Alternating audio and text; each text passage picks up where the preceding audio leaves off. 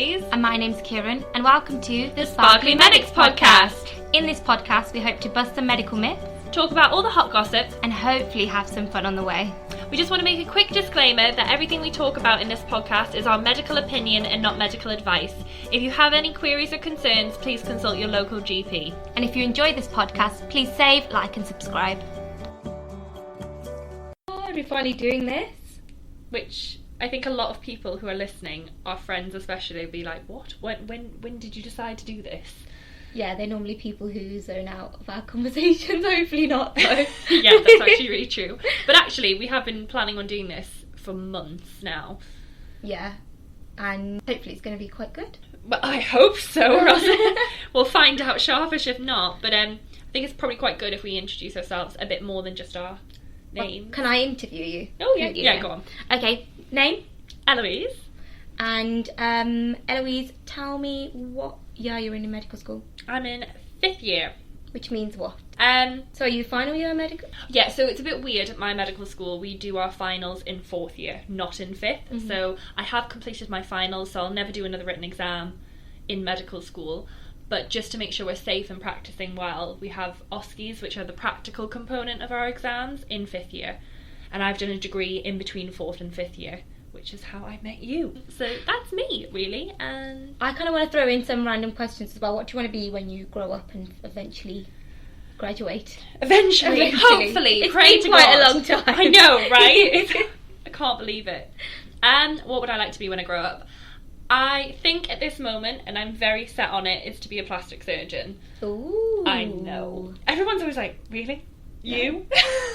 I just don't think they expect it. Well, I've kind of grew up watching Botched and those kind of stuff, so... Oh, great. That's not a good start. No, it's good. It shows that you want to help people, you want to help people be the best person they want to be, so... Yeah, well, actually, it's a funny story. I didn't want to do plastics. I was very into vascular for a while, and that was a pipe dream that ended quite abruptly when I realised I can't deal with vascular stuff. And we have to do placements in the hospital, and I was allocated at random plastic surgery, and I remember calling my mum up being like, I'm so disappointed, I didn't want to do it, I just don't think I'll be interested in it, it's skin and I'm not very good at skin, it's like my worst subject. Anyway, went in, fell in love with the team, fell in love with everything we were doing, and I was like, oh my god.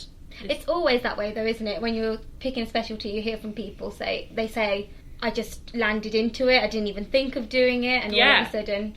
I'm still quite early on in my career, so I feel like as much as I'm like, yeah, I'm going to be that might change again. Okay, so medical stuff aside, if, this is going to sound really morbid, but if you were in a fire, what would be the one thing that you would get? Whoa, that's a topic change, isn't it? What would I get? Oh, I don't know. Not a person, obviously. No, you're not allowed. So it's got to be like an inanimate object. Yes. Probably like the photo albums. That's so boring. But it's also what you would grab. Like, I'm not going to grab... What did you say the other day? Milk? Milk. Did you say milk? Milk. Yes. Yeah, because that's what everyone needs in an emergency. A carton of milk. Well, my reasoning was... Yeah, what? You have something to drink. It's cold, so you can put it on the fire. So there won't be a fire then. Did you just hear yourself? You would grab, out of every possession in your house, a carton of milk. Semi-skimmed. Oh yeah, we'll leave the whole fat milk in the fridge and just go for the semi-skimmed one. So photo album, any particular year? I don't know, I think like there's just quite a lot of family photos and friends, and obviously Mighty and I, who is one of my friends who lives in Australia, there's loads of photos from her and I travelling together, and I'd be gutted if they all perished. What a word. Perished. So, you need to put them all on USBs. Yeah, I did. I've got like 13,000 photos on my laptop and I don't know how to get them off, and apparently Apple said you have to take them off one by one, and nobody has time for that. No. Can we sort this out? Can someone make a shortcut for us snowflakes? Okay, I'll take that. I'm a snowflake. Yeah. Are you? I'm using it as a title now. I feel like Piers Morgan's gone on and on about it, using it as a threat. And so I'm embracing my inner snowflake, saying that we are beautiful, maybe a little bit fragile, but we're an amazing generation. Wait, so it's fine. Do you mean like it's like a damsel in distress? it's like our generation isn't tough enough to deal with what comes up. Do you know what's really funny about this situation? Piers Morgan, I have watched, had a breakdown on TV because he was so stressed about the current news situation. About vegan sausage rolls. I mean, Jesus Christ, that man. I think sometimes he's actually got a point, and then other times I just think he's a prat, and I'm just like, what are you doing? Yeah, I just feel like I'm embracing that term now. I feel like it can be a force for good. He comes from the one generation where everything was gifted to them. Well, okay, is it called the boomers? Yeah. They were the more gifted generation, but to be honest, I mean, a white privileged middle class man sitting on his job on ITV. It's on ITV, isn't it? Yes. And people eat it up though, don't they? Sit down. I know. Shut up. Gosh, that's really funny. So, yes. I have a question for you. Okay. Because I am very curious about this. This is a question. I will explain why we're using this question. If you were an animal, what type of animal would you be? Oh, this was a hard one. So while Kieran has a think, I'm going to tell you why this is my question that I ask pretty much everyone. So I was at a house party 2 years ago. So part of university, living life. And I was in a room with people. I didn't really like them, but it was uni, you've got to kind of soldier on. And it was my housemate actually, and she's not a very nice girl. Oh God. But she asked this question, and it was a good question, so I'm not going to take that from her.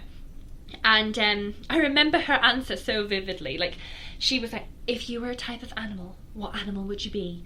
I'd be a cheetah because I'm stealthy and I can hunt. And I remember her saying it clear as day and thinking, oh my God, I live with a psycho. Yeah. But then I was like, right, fine, we'll just dismiss it. We'll keep going with the game. So everyone went round and said what animal they would be. And my voice just went really weird there. And it got to my boyfriend at the time, and he said his, and then it was my go, and I just couldn't think of anything to say. And I was like, I don't know. I don't know. Yeah, it's a really weird question though to be asked. Yeah, and people were coming up with some quite clever things. It wasn't just a cat or a horse. It was I would be this iguana from Madagascar. It was really in depth. You can imagine medics drunk trying to show off. That was the standard that we were at. So I was like, I don't know. I haven't got a clue. She, the girl that asked the question to begin with, leans over, complete poker face, goes, Eloise, I think you'd be a flamingo because you have a big mouth and a long neck. And I swear to God, I nearly threw my drink over her. I was like, did she just say this in a room full of people? And everyone was laughing yeah. And I was like, oh, shit. Is that the animal that you're going to choose? Yeah, so it actually backfired on her massively. Because I then became obsessed with flamingos, because I googled it and I was like, come on then, let's see what flamingos like. Obviously I knew what they looked like but didn't know anything about them.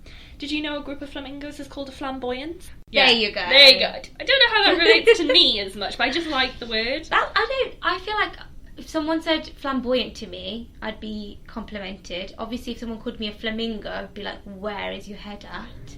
I've just googled it. A flamboyance of flamingos. It's also known as a flock of flamingos. It's right. A flamboyance is a flock. Wow. Hey, learn something new every day. Right, okay.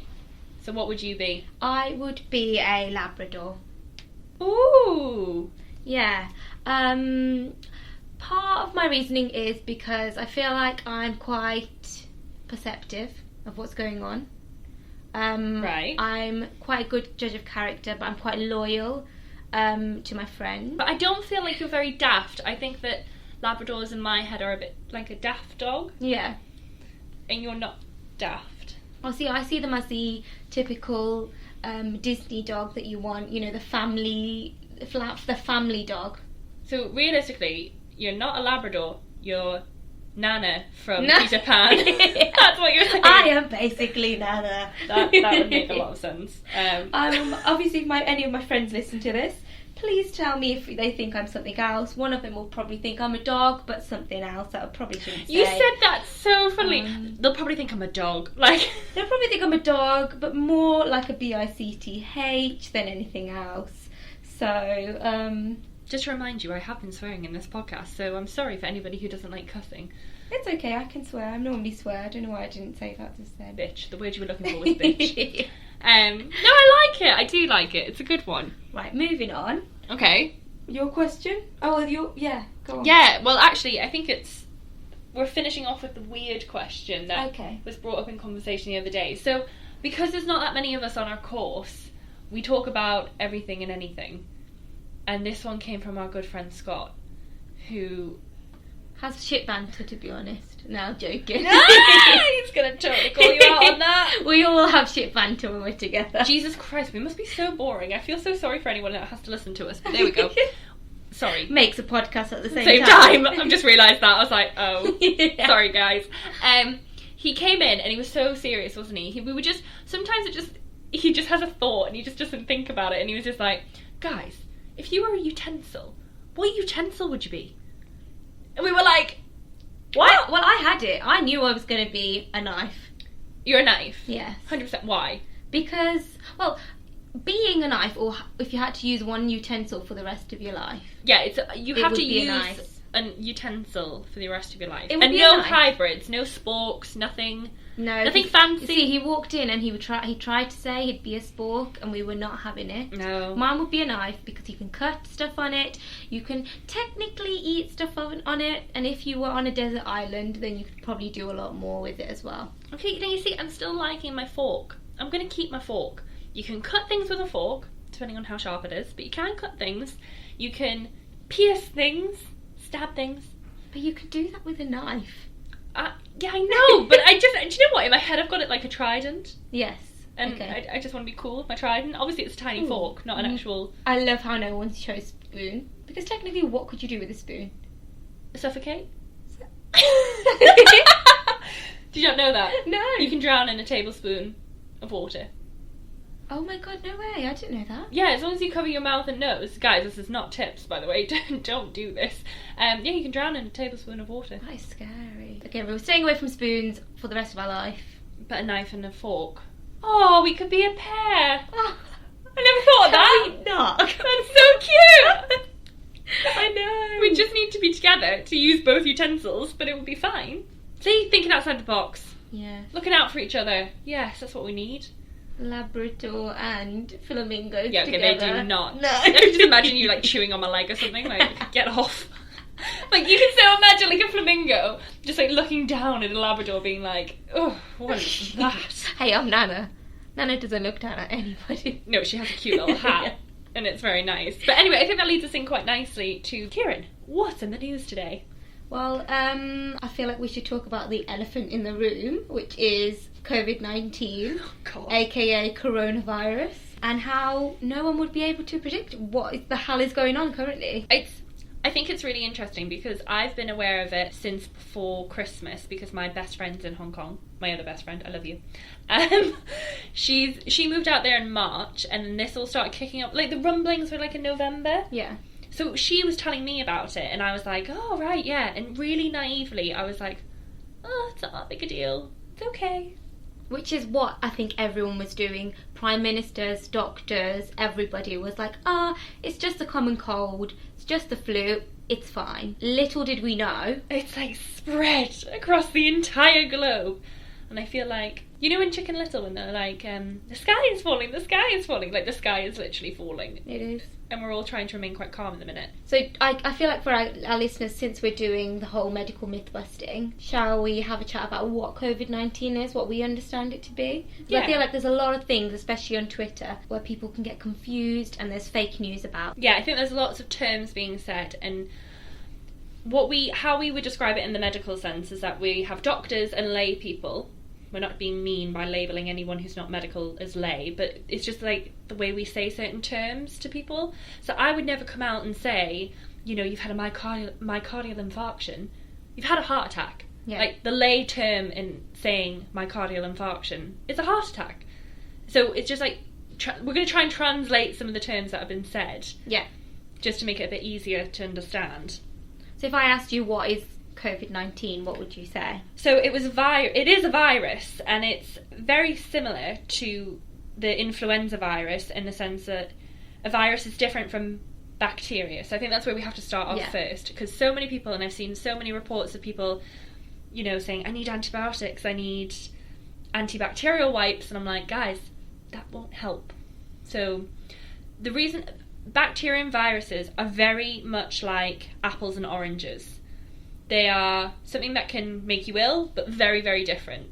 Yeah, and so as you can imagine, if you want to get rid of them, you kind of need to think about what you're actually trying to kill. And so you've heard COVID-19 being compared to SARS a lot, and it basically is of the same family. Yes, this all obviously started in China. First myth-busting thing. Do you think it was made in a lab? No. God, No. I don't even watch that many movies, and I know that sounds stupid. We're calling bullshit. Now, I mean, people have forgotten that diseases such as smallpox, tuberculosis, the plague, diphtheria, typhoid, malaria, all of these diseases are set out to kill us. Mm. And they were not made in a lab. So where this has come from, I have no idea. And can people just stop being malicious? I can see where it's come from. I think it's important that we understand that it's fake. But with everything that's going on currently in the world, where nationalism's on the rise and people don't feel like they can trust their politicians and stuff, especially with the whole Novichok Salisbury issue. Jesus Christ, you're so educated. What? Do you remember in Salisbury where the spy had Yes, got really ill? yes. That is. So can you imagine? Obviously, that was a lab situation, and it was Him and his daughter, wasn't it? Yeah, and it was basically Russia. It was reported allegedly that Russia had sent that parcel to the man to essentially kill him. And you can imagine, obviously, if that's all over the news, people don't think they can trust Trump and Boris Johnson, and then it comes with those stories as well. I can understand why they think that, but no, it's not from a lab. Great movie though. Great movie if it would be. I mean, if we ever get out of this, yes, great film. People do you know what I've realised with this? People are really judgmental. So I've just noticed that if you are out or about, say for example, they haven't closed everything, but my friend went to the shops yesterday, posted it on social media to say like, look, there's literally no food, and she then put on her Instagram stories later that people had messaged her and were really rude and abusive, being like, how dare you go out, etc.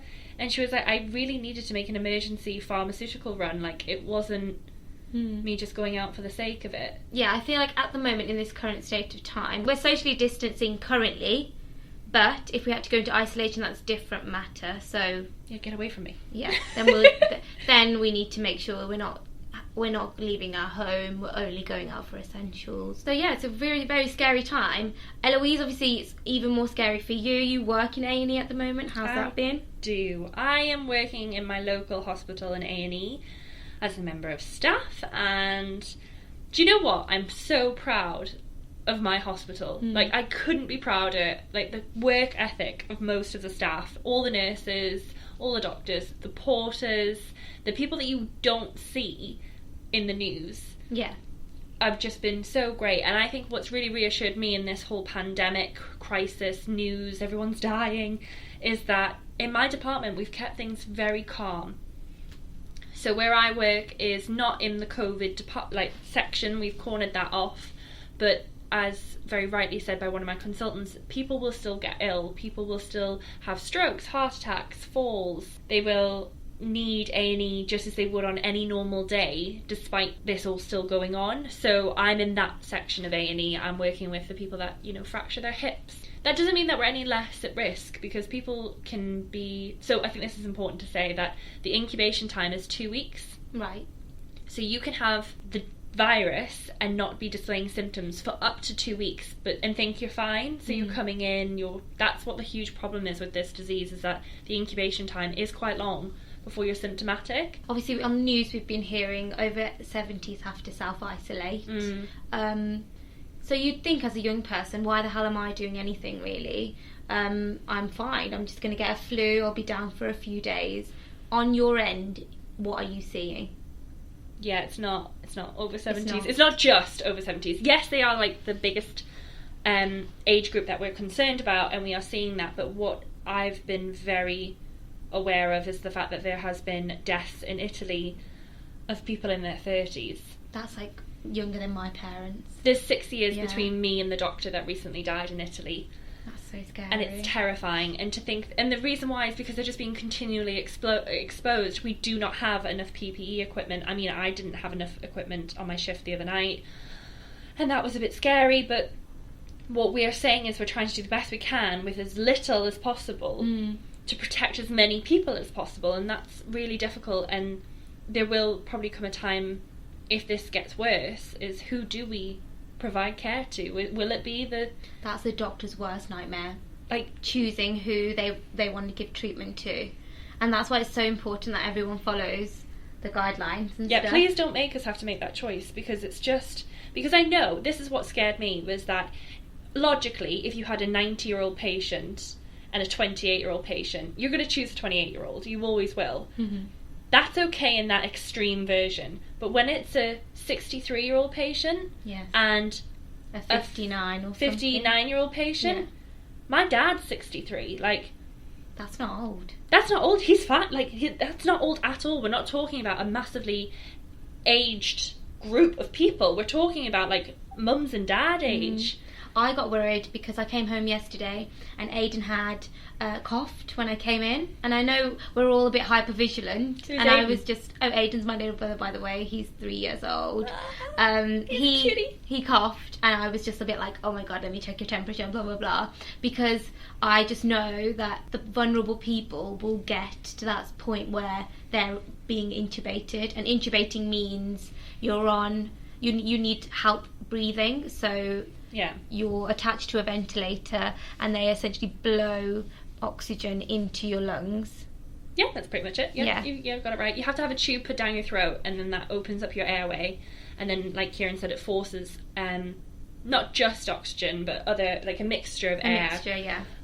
Just like what we breathe in daily, into your lungs, because your lungs, for example, can't expand because of what's going on. Often patients are tired, so they've been trying to breathe as deeply as possible, but then they just get tired, and then someone needs to take over, and that's where the ventilator comes in.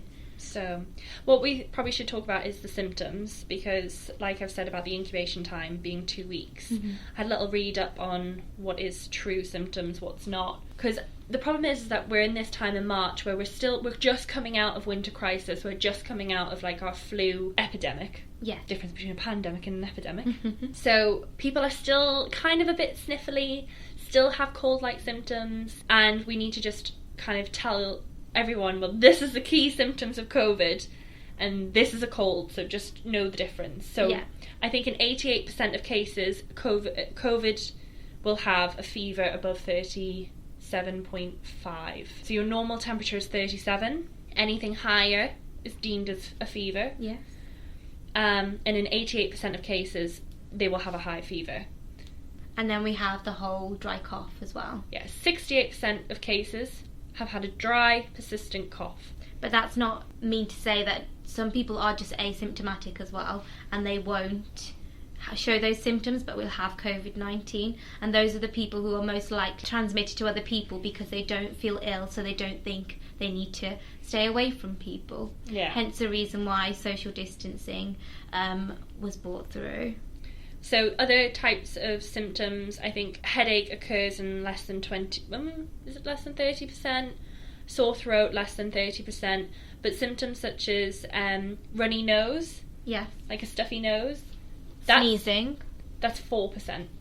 Right, so so when people feel like they have a cold or they have the flu and they have the runny nose, they're sneezing all the time, it's not those symptoms, okay? It could be, there's 4% chance that it is. But in terms of NHS 111 and what guidance they're giving, no, it's just having a dry cough and also having a fever over 37.5. Yeah, and also diarrhea is like 4%. So guys, whoever's hoarding all the toilet roll, stop it, because you don't need it. You don't need it. There's literally no evidence for it. I can kind of see though, because I've been following quite a few behavioural psychologists on Twitter, and they've been saying, like, if you keep putting pictures up of empty shelves and empty trolleys and elderly people with nothing, people are going to rush out and see those pictures and then decide that, oh my god, there's no food, I need to go out and find some. And this is partly the reason, and I've been saying to people on Twitter, unfortunately, you're part of the problem if you're putting these pictures up, because it's showing people that they need to worry and there's nothing left, even though the next aisle might actually have food. Well, my mum's just called, so my mum actually works in a department store, and she was like, we've got loads of food, because everyone who's stockpiled has run out of money. Has Run done out it. of room, yeah. And now we have a new delivery. And I was like, oh. And she was just like, so realistically, what was with all the panic? Guys, calm down. Also, you don't need the tissue. I mean, how much are you going to the toilet? None of these symptoms need tissue. I know, if you've got that much space in your house, guys, you need to do some reevaluating. Oh, God. Right. Shall we have a chat about potential social isolation, social distancing, people staying at home, and how that's actually affected our lives? Well, as university students, our lives have just been, I think, forgotten about by the government. Like, nothing, I haven't seen a single thing about us and students. Not like we're the priority, obviously. Yeah, because I understand that the A-levels and GCSE people are the priority here because when it comes to education, because they've got those grades for life. And that must be really scary for people who are doing their GCSEs, and especially if you're waiting for an offer from a university, for all our future prospective medics who are just waiting for those grades to see if they get an offer. That must be really scary. But just don't worry about that. You've still got your UK CAT. You've still had your interview. My UK CAT was shit. Absolutely shit. Terrible. Hated it. Couldn't do the exam. Nearly cried. I think that's everybody in the year, though. Oh my God. Did you do well in it? I didn't know, but I didn't know I was dyslexic, so I didn't get any extra time or anything, and that's where I... Damn it, I should have used that. had an issue. Should have used but that. I did well in my BMAT. You did BMAT? I did Oh my BMAT. God, I avoided any school that wanted the BMAT. No, why? I thought it was easier. I think we should do an episode on that. Yeah, definitely. That'd be quite good. We'll come back to that, guys. Can we go back to how our plans... So we were going to travel to Rome, ironically. This is so funny. I sat down with Kieran and I was like, we should go on a girls' holiday. Come on now, let's look for somewhere we've never been. We need something to motivate us to eat healthy and to go to the gym so that we can then show off our lovely toned whatevers and... Yeah, whatever. What are you showing off? I mean, I was also just of the opinion, I just wanted to go somewhere nice, have a girly holiday with you, in the sun, have a bit of, like, time off. Go exploring so we can take some amazing pictures. And then I came in and I was like, oh, God damn it. Yeah, so...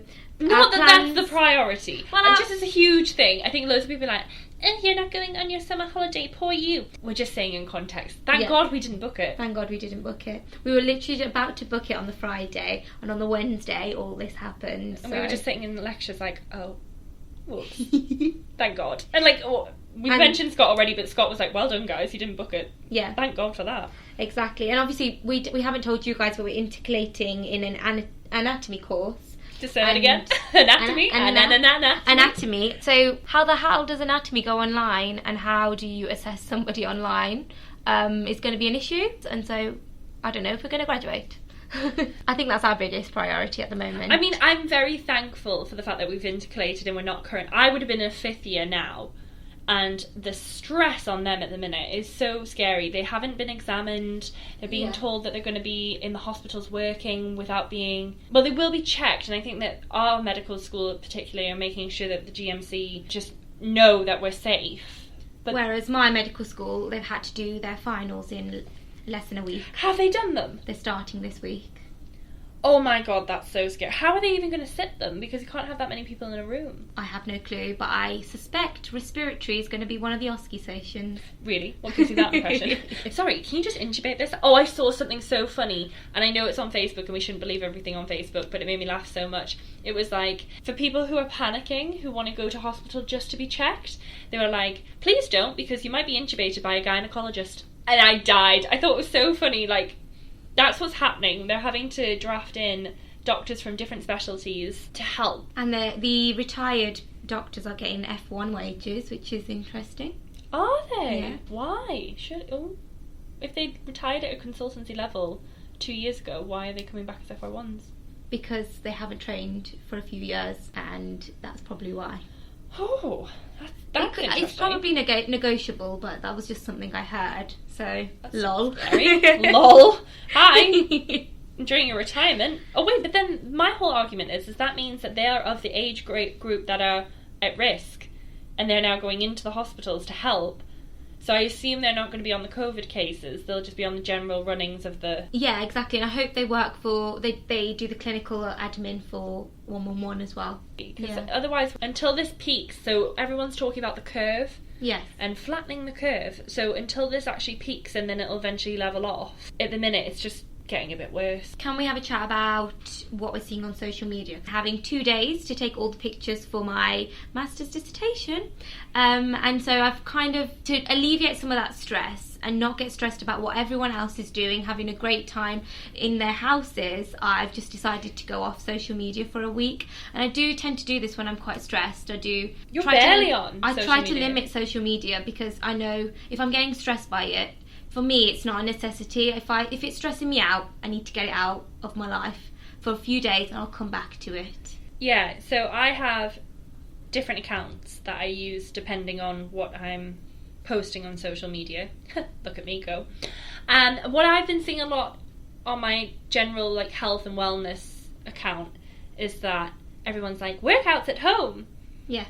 And I think that's great and it's really good. It's like pushing it because all the gyms have now closed. Which is sad. It is sad because a lot of people use that as like mental health as well as physical health, something to do, like that's quite a lot of people's happy space. So for them to close, I do think that that's interesting. But they're posting a lot of like workouts at home, fun things you can do at home. But I do also think there's a bit of pressure there to actually keep everything going even though we're not in a normal world at the minute. Does that make sense? Yeah. So even though that I agree with it, I do think that I feel, especially because I'm not working out at the minute, like realistically it's just not happening, but I'm seeing all this and I'm like, oh god, I should be, because so many more people are making more of an active effort to post content about home workout. So also, can I just talk to you about Corona Challenge, because it's annoying. I've never heard of that. Oh my god.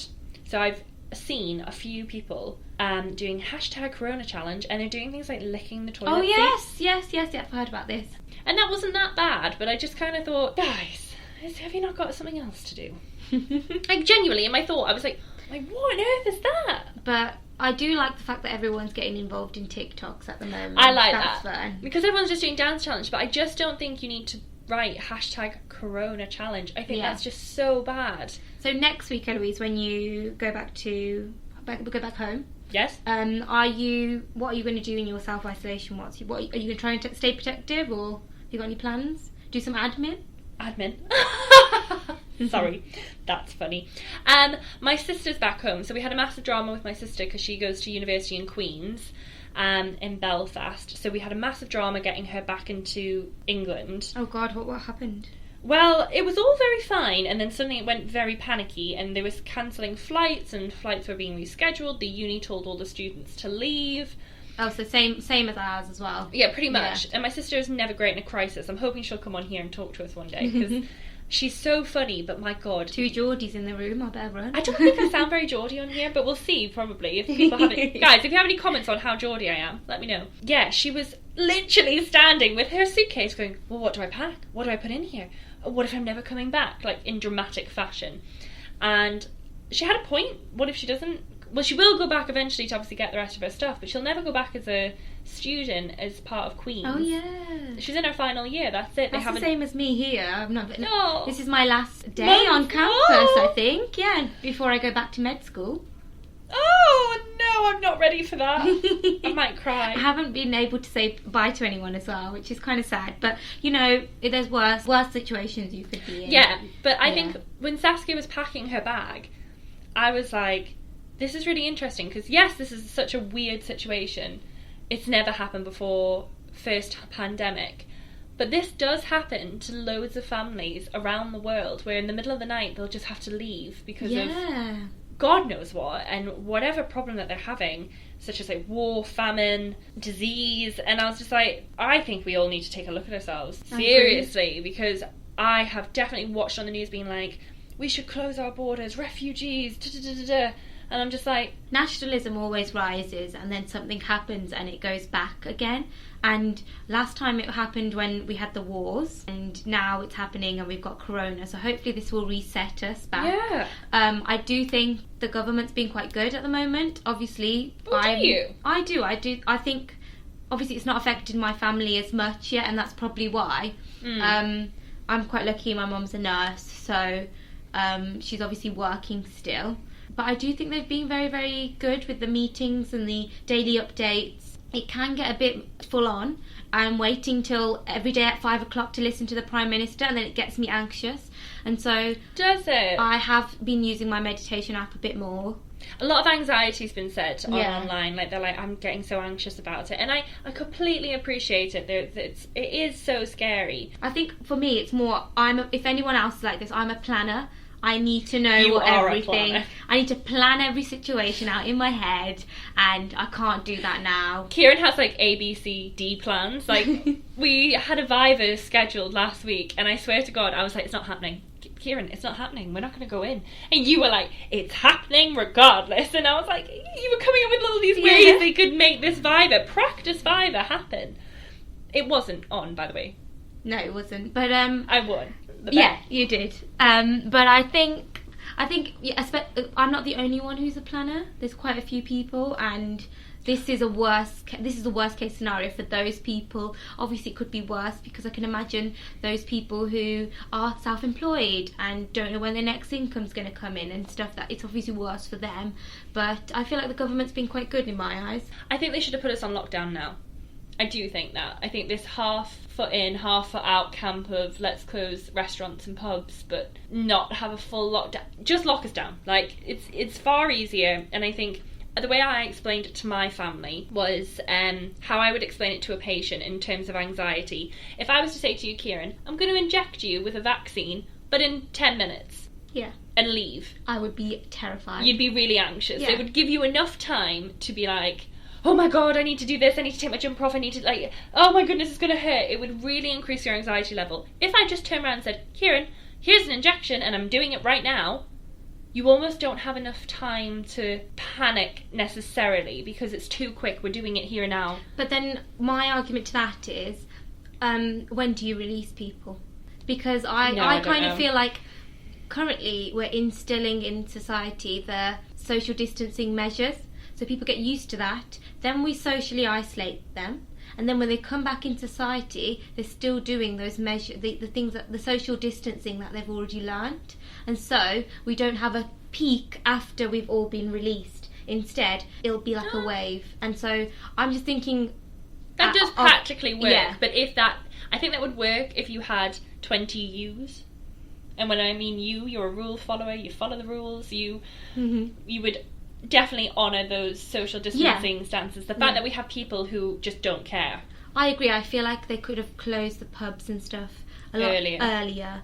But then again, I also understand from the business point of view, you need to give people time. And a lot of people had time then to unfortunately lay off staff, unfortunately change their business model so that they were delivering food rather than selling alcohol. It's just a really bad situation all round, but this was never meant to be an increasing your anxiety kind of say that as much as it's scary, there are people out there doing really good things. I'm very impressed by how the NHS is coping. No, yeah, definitely. The staff, how lovely everyone's being, like everyone's offering free coffees to NHS workers, like the amount of care.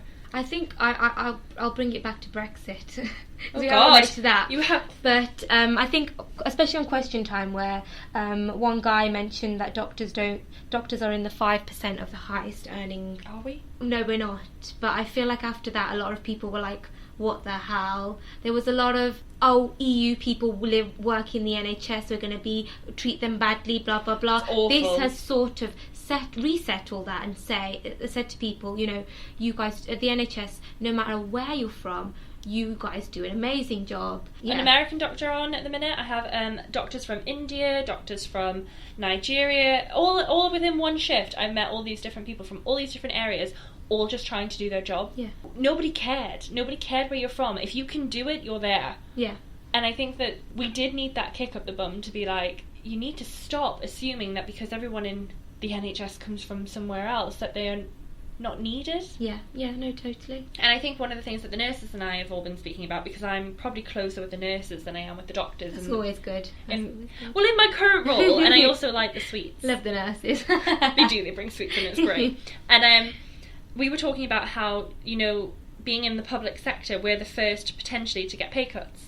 Yeah, you are. We are the first people will say, well, we will just slash their wages. They won't get overtime. Stuff like that. And I do hope that people realise that it's these workers, it's the workers in the shops, it's the cleaners, it's the, like I said, the porters, it's everybody that have stepped up, and we shouldn't be so quick to just dismiss them. This is a story, this is really true. This happened in my last shift.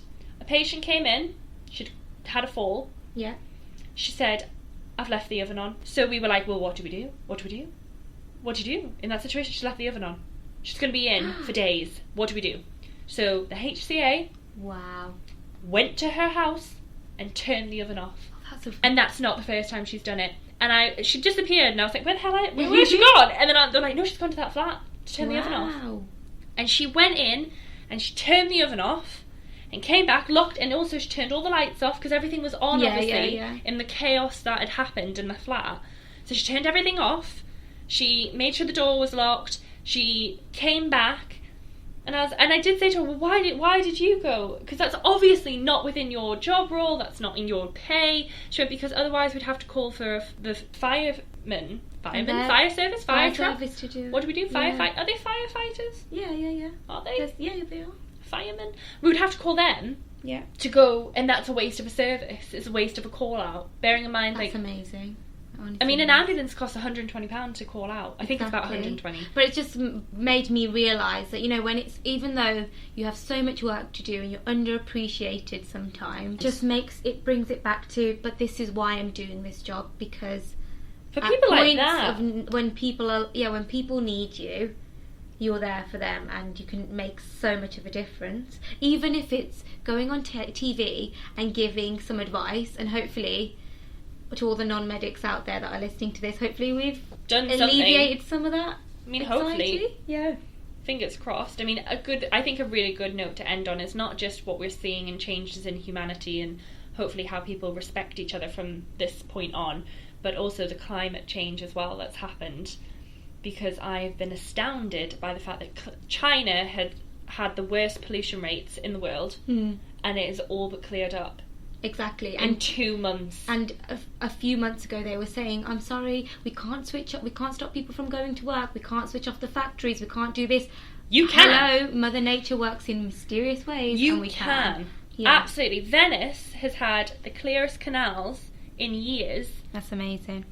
And you can see the fish in the canals, swans, dolphins have returned to Venice for the first time in like 50 years. Right, we're going there when this is all cleared up. Jesus Christ. No, we're not, because that's travel, and we're not going to use planes anymore. Because the world it's astounding, because I always thought that, climate change would take years to come through, and, we'd have to slowly reduce everything down, but it's been 2 months. Yeah, so we can do it. And we can do it now. Yeah. But we won't do. Unfortunately, I don't feel like as optimistic that if we come out the other end, people will just jump back to the way they were. Yeah, exactly. Well, I mean, one of the things that's annoying me about this is people complaining that they're not going to get their summer holiday. I know we just did, but that was all a bit of a piss take. Whether people who are really serious are like, well, I'm not going to get to go to Spain. And I'm like, Jill. Jill is a false name, by the way. Why do you expect to go abroad? Yeah. For your summer holiday? Like, that just didn't happen 50 years ago. So why we've just become so privileged as a population to assume that we are allowed to do whatever we want with no consequences. Yeah, exactly. Right, shall we call it a day?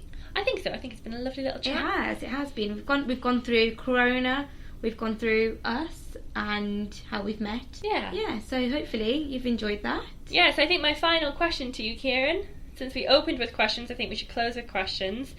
If you were stuck on a desert island, who would you take? I won't be offended. I guess it'll have to be you. Really? So we can do this podcast. Oh, that was nice.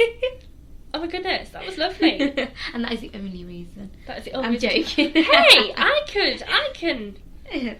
I can't do anything. Thank you all very much for listening. If you've enjoyed this podcast, please save, like and subscribe, and we'll see you next week with episode 2. Also follow us on Instagram as well. It's The Sparkly Medics Pod. Stay safe, guys, and we'll see you soon.